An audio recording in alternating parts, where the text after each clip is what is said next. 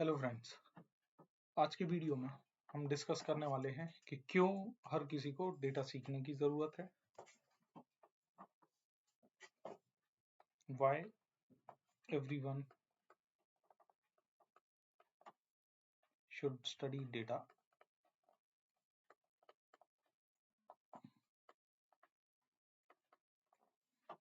Then what is data?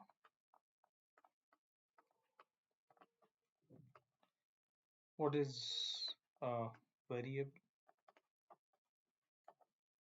And then scales of measurement.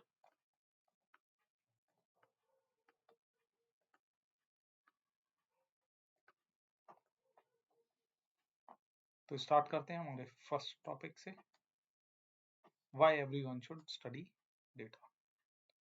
दोस्तों, कुछ reasons हैं जिसके कारण हर किसी को डेटा पढ़ने की जरूरत है। पहला है, अगर हम डेटा स्टडी करते हैं तो डेटा की स्टडी जो है वो हमें हेल्प करती है in taking informed decision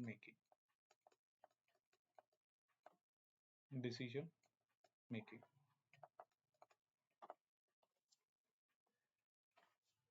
for example, अगर हम कोई भी पर्सनल लाइफ या प्रोफेशनल लाइफ का अगर हम डिसीजन लेते हैं तो उसके दो तरीके हो सकते हैं। एक तो हम अपने एक्सपीरियंस बेस पे अपने गट फीलिंग से कोई डिसीजन ले सकते हैं। दूसरा तरीका होता है कि हम पास्ट ट्रेंड्स को या डेटा को देख के उस पर्टिकुलर सिचुएशन में डिसीजन मेकिंग कर सकते हैं। अगर हम डिसीजन गट फीलिंग से लेते हैं तो जरूरी नहीं है कि डिसीजन हमारा सही डायरेक्शन में हो, हमें कोई वैल्यू ऐड दे पाए या फिर हमारा डिजायर रिजल्ट हमें मिल पाए। बट अगर डेटा बेस्ड डिसीजन मेकिंग है, हमने पास्ट ट्रेंड्स देखी हैं कि पास्ट में क्या होते आया है और उसके बेस पे अगर हम डिसीजन लेते हैं तो मोस्टली ज्यादातर चांसेस रहते हैं कि हमारे डिसीजन मेकिंग से जो रिजल्ट्स जो हैं वो हमारे फेवर में। जैसे एग्जांपल के लिए, अगर हमें स्टॉक मार्केट में ट्रेड करनी है तो उसके दो तरीके हो सकते हैं। हम किसी फ्रेंड से जाके पूछें कौन सा शेयर खरीद लो, वो फ्रेंड हमें बोलता है कि टाटा मोटर्स के शेयर ले लो, टाटा मोटर्स का शेयर जो है वो ऊपर जाएगा, तो हम उसका मानते हैं, उसकी सलाह मानते हैं और जाके टाटा मोटर्स के शेयर्स पे 1 लाख रुपीज लगा। चांसेस क्या हो सकते हैं, या तो शेयर ऊपर जाएगा या शेयर नीचे जाएगा। बट हमने इस पे कोई भी स्टडी नहीं की, या तो अपनी गट फीलिंग पे या किसी ने मेरे को एडवाइस कर दिया, उस बेस पे मैंने जाके शेयर खरीद दिया। इसके बजाय दूसरा तरीका मेरे पास है कि मैं जाके टाटा मोटर्स के बारे में उसकी बैलेंस शीट पढ़ूं,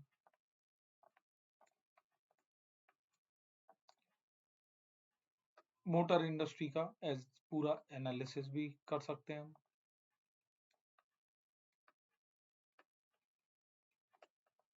हम टाटा मोटर्स के शेयर की पास्ट ट्रेंड्स देख सकते हैं,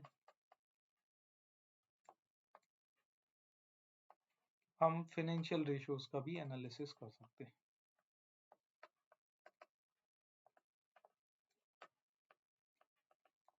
और इस सब के बेस पे अगर मेरा एनालिसिस बोलता है कि टाटा मोटर्स का शेयर जो है वो इंक्रीज होने वाला है, and then I make a decision to actually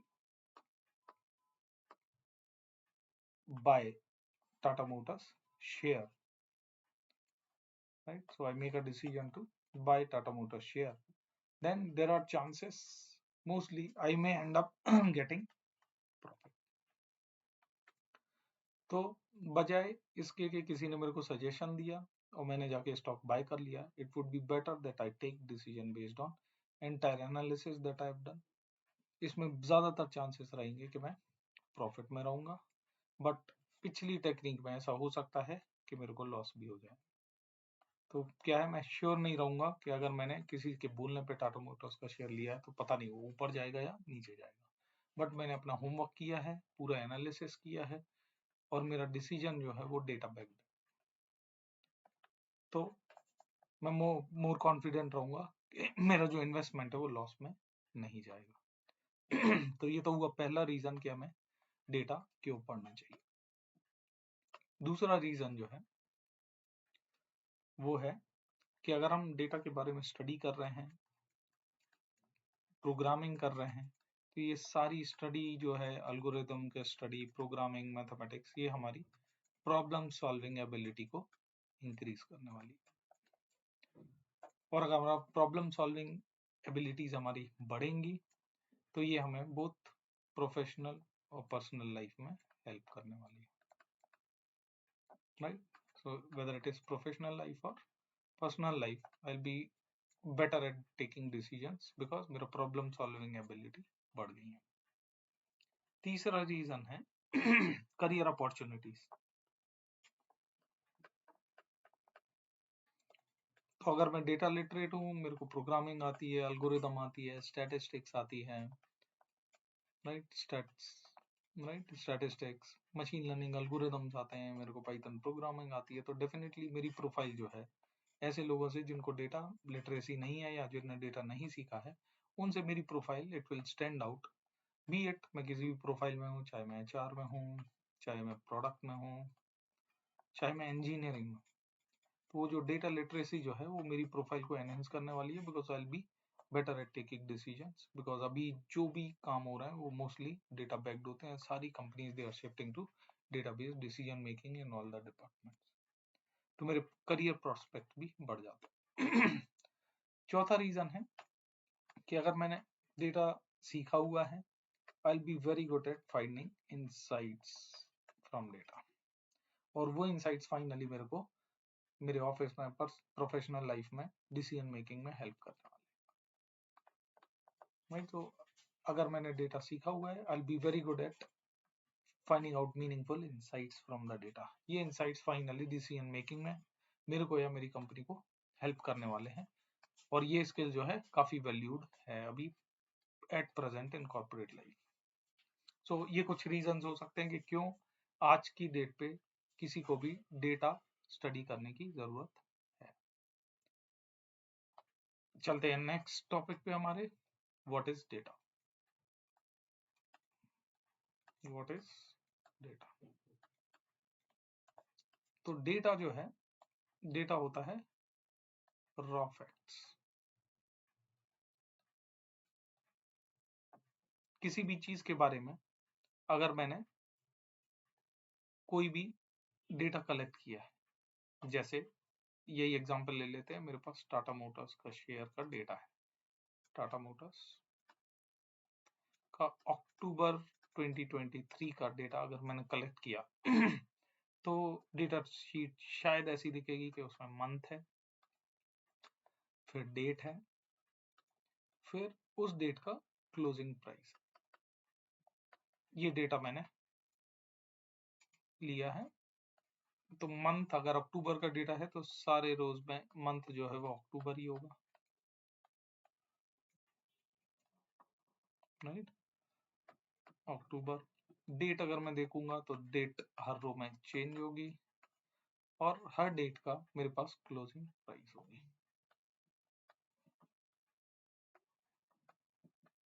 her day का क्लोजिंग प्राइस। तो ये मेरा डेटा है। इस शीट को मैं क्या बोलूंगा? Raw facts. So I've collected raw facts about Tata motor share.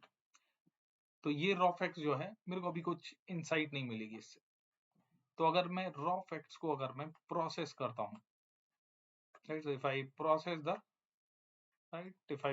The raw facts, उस पर कुछ स्टैटिस्टिक्स लगाई या कुछ कैलकुलेशन किए या कुछ चार्ट बनाए, तो आई गेट सम इंफॉर्मेशन। ये इंफॉर्मेशन को मैं डिसीजन मेकिंग में यूज कर सकता हूँ, राइट? डिसीजन मेकिंग में यूज कर सकता हूँ। जैसे मैंने केवल इस इंफॉर्मेशन को लेके एक चार्ट क्रिएट कर लिया। इस चार्ट पे मैंने यहाँ पे डेट डाल दी, और यहाँ पे मैंने उसका शेयर प्राइस डाल दी, closing price. This is 50, 100, 150, 200 and 250। Date है 10th, 11th, 12th, 13th and so on. So 10th को प्राइस था 200, तो 10th को प्राइस था 200, 11th को प्राइस था 210 somewhere here, 12th को प्राइस है 209 और 13th को प्राइस है 220 somewhere here. तो अगर मैं देखूं इस सारे पॉइंट्स को अगर ऐड करूं so it is pointing towards a upward trend. Share की प्राइस जो है वो अपवर्ड ट्रेंड पे है. अब इस इंफॉर्मेशन को रॉ फैक्ट्स को ऐसे प्रोसेस करने में, एक चार्ट बनाने में मेरे को एक इंसाइट मिली, इंफॉर्मेशन मिली कि टाटा मोटर्स का जो शेयर है वो अभी किस पे है, अपवर्ड ट्रेंड पे है. तो इस अपवर्ड ट्रेंड को देख के मे बी हम डिसीजन ले लेते कि ठीक है शॉर्ट टर्म में इसको हम बाय कर लेते हैं, कुछ दिन तक जब तक अपवर्ड ट्रेंड मेंटेन्ड है हम उसको रखेंगे and then I can sell it off so that I can earn some profit out of this upward trend. This is just example, right? So this is how. So what is data? Data is raw fact. वो raw facts को जब हम process करते हैं तो हमें information मिलती है, उस information को हम decision making में use करते हैं. अब variable क्या होती है? Next question that we had to discuss was variable क्या होती है. तो अपने पिछले एग्जाम्पल में हमने टाटा मोटर्स शेयर्स का कुछ डेटा रखा था और डेटा कुछ ऐसा था, month, date and closing price.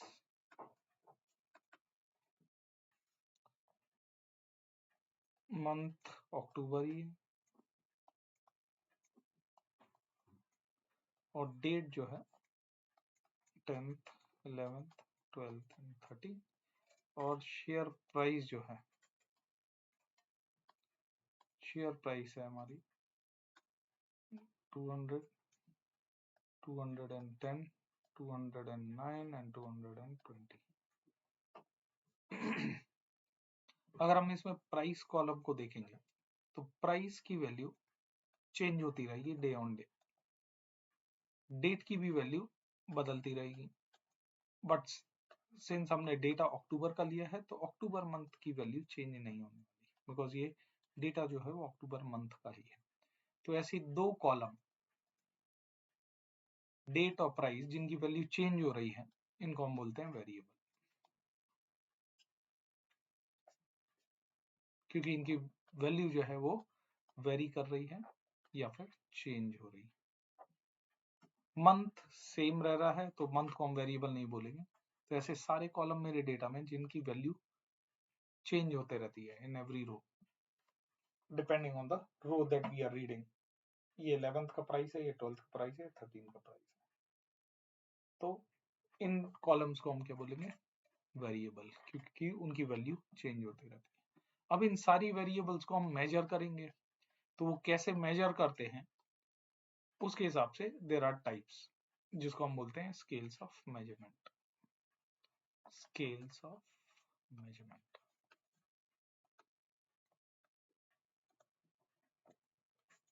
Scales of measurement 4 type के होते हैं. पहला है nominal. Nominal scale.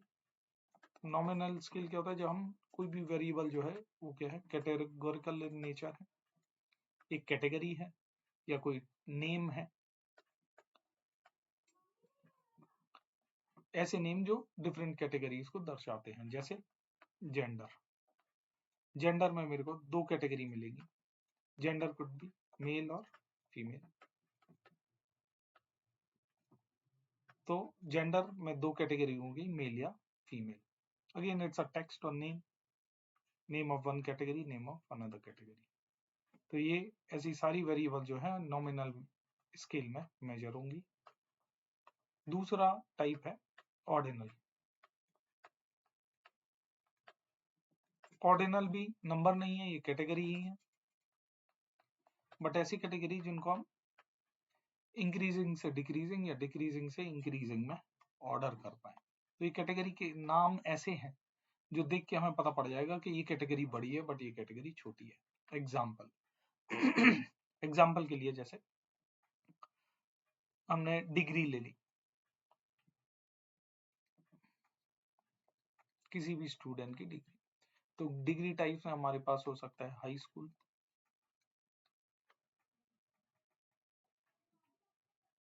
High school के बाद बैचलर डिग्री हो सकती है, बैचलर के बाद मास्टर्स, मास्टर्स के बाद पीएचडी। अब ये डिग्री, ये सारे जो है वो कैटेगरी है, टेक्स्ट है, नेम्स है, बट स्टिल सबसे बड़ी डिग्री जो है वो पीएचडी होगी, उसके बाद मास्टर्स, उसके बाद बैचलर्स, उसके बाद हाई स्कूल। तो ये नेम या कैटेगरी को देख के ही हम बता पा रहे हैं कि सबसे पहले अगर मैं टॉप से बॉटम या डिक्रीजिंग ऑर्डर में जाऊं तो सबसे पहले पीएचडी आएगा, उसके बाद मास्टर्स आएगा, मास्टर्स के बाद बैचलर्स आएगा, और बैचलर के बाद हाई स्कूल। राइट, तो ये कैटेगरी का नाम देख के ही हम उसको ऑर्डर कर पा रहे हैं, इसलिए इसको ऑर्डिनल स्केल। ऐसी सारी वेरिएबल्स जो एक्चुअली कैटेगरी हैं बट हम उनको ऑर्डर कर पाए अगर, तो वो ऑर्डिनल स्केल में ऑफ मेजरमेंट में आती है। तीसरा है इंटरवल। तो ये इंटरवल स्केल में ऐसी वेरिएबल जो नंबर जैसी दिखती हैं, राइट, बट उनमें ट्रू जीरो नहीं होता, और इसके होने के कारण उसे प्लस माइनस तो कुछ हद तक चल जाएगा, बट मल्टीप्लिकेशन और डिवीजन का कोई मतलब नहीं होता, right, they don't hold good actually, right? So plus and minus is fine, but multiplication and division don't hold good in these cases. example के लिए टेम्परेचर। तो टेम्परेचर में अगर मैं देखूं 0 डिग्री सेंटीग्रेड, 0 डिग्री सेंटीग्रेड का मतलब ये नहीं कि टेम्परेचर एग्जिस्ट नहीं करता है। 0 डिग्री सेंटीग्रेड ऐसा टेम्परेचर है जिसपे ऊपर अगर हम जाएंगे तो वाटर जो है वो लिक्विड स्टेट में मिलता है, अगर इसके नीचे हम जाएं तो वाटर जो है वो सॉलिड स्टेट में मिलता है, राइट। तो 0 degree there is no true zero, तो 0 डिग्री मतलब जीरो नहीं है टेम्परेचर में। इस कारण हमें उस पर प्लस माइनस तो हम कर सकते हैं टेम्परेचर में, बट मल्टीप्लीकेशन या डिवीजन नहीं करना चाहिए। चौथा कैटेगरी जो है वो है रेशियो स्केल। तो रेशियो स्केल न्यूमेरिकल क्वांटिटीज हैं, ऐसी वेरिएबल जो न्यूमेरिक है नेचर में और जिनमें ट्रू जीरो एग्जिस्ट करता है। सिंस ट्रू जीरो एग्जिस्ट करता है तो हम ऐसी वेरिएबल्स पे प्लस माइनस मल्टीप्लिकेशन डिवीजन कोई भी मैथमेटिकल ऑपरेशन कर सकते हैं, all will hold good. Example के लिए price could be one example. So mostly numerical quantities जो हम देखते हैं, प्राइस, हाइट, सैलरी, एज, ये सारी जो वेरिएबल्स हैं न्यूमेरिकल वेरिएबल्स में या रेशियो स्केल में आती हैं, बिकॉज ये ऐसे न्यूमेरिकल्स हैं जिनमें न्यूमेरिकल वैल्यूज हैं जिनमें ट्रू जीरो होता है। तो हम एवरेज प्राइस निकाल सकते हैं, एवरेज हाइट निकाल सकते हैं, यानी मल्टीप्लिकेशन और division also holds good, plus minus भी कर सकते हैं। तो ये था हमारा। तो आज हमने क्या क्या पढ़ा है कि डेटा, सारे लोगों को डेटा पढ़ने की क्यों जरूरत है, डेटा क्या होता है, और वेरिएबल क्या होती है, स्केल्स ऑफ मेजरमेंट क्या होते हैं। हमारे अगले वीडियोस में हम एमएल के बारे में, एआई के बारे में और भी टॉपिक्स डिस्कस करेंगे। तो हम बेसिक स्टैटिस्टिक्स से लेके एनालिटिक्स,